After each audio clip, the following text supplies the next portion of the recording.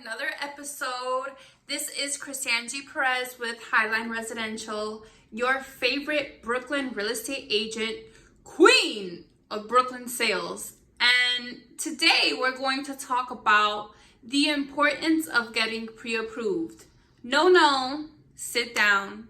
We need to have this conversation. So, why is it so darn important to get pre-approved? First, let's talk a little bit about the pre-approval process, right?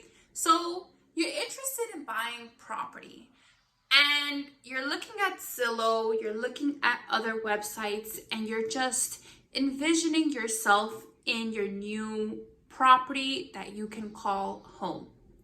And as well and dandy as that sounds, there's a few steps you should take before going and looking at properties. The process of a pre-approval is basically speaking to a mortgage lender and having them review your documents, your financial documents, and documents of residency. And they will take a look over everything, how much you make yearly, what are your assets, and based on this information, they are going to grant you a pre-approval letter that states that you are eligible to buy up to such and such amount, right? And so why is this so important for the home buying process? Reason number one is that it creates clarity for you as the buyer.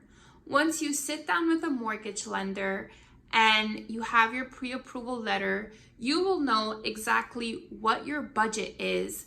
And this makes the process easier, not only for the real estate agent, but for you, because now you can start looking at homes that actually fit your budget instead of you aimlessly wondering and looking at properties like, oh, this is nice, but not exactly knowing what you are approved for. The second reason why you want to get pre-approved is you're going to have an idea of what your mortgage payments are going to look like in the near future, aka even more clarity for you as a buyer. Not only are you going to know what you can afford as far as the price of the home, but you're also going to know what your monthly payments are going to be looking like. And this is going to provide an easy way for you to organize and structure your life as a future homeowner. The third reason why is no opportunities will be missed. Let's say that you see a home and you really like it. You want to submit an offer to the property, but lo and behold, you have to now go through the process of getting pre-approved, and before you know it, that home has been snatched. I've seen it happen too many times, you guys. To avoid the hassle and the heartbreak, just go ahead and get pre-approved. So if you see a property that you like, you can immediately submit an offer and start getting into the process of buying the property instead of you just mixing, matching, and just guessing, right? The fourth reason why is because it does show the seller and the listing agent that you are a serious, willing, and able buyer. Believe it or not, a lot of listing agents will not even let you see the property without a pre-approval letter first. And especially because of COVID, a lot of people are like very particular on who comes to see the property. And if you think about it, it's also an exhausting process for the seller. So they just want to make sure that whoever comes sees the property is pre-approved and ready to buy. This is not the case with everyone, but it is a lot of cases. I have seen it myself with my own eyes. You guys, I am speaking out of experience, right?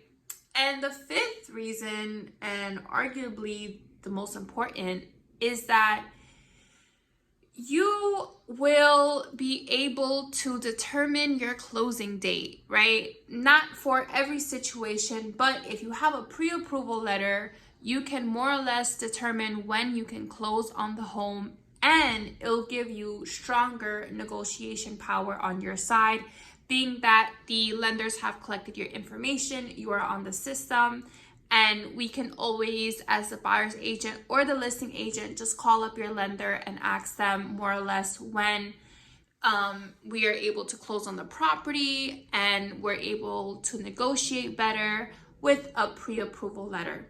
So those are my 5 reasons. If you have any questions about the pre-approval process, I do have a lot of mortgage contacts that I do work with. I recommend at least speaking to 3 mortgage lenders, whether that's your local bank or private mortgage lenders, just to see what your options are as far as like interest rates, budget-wise.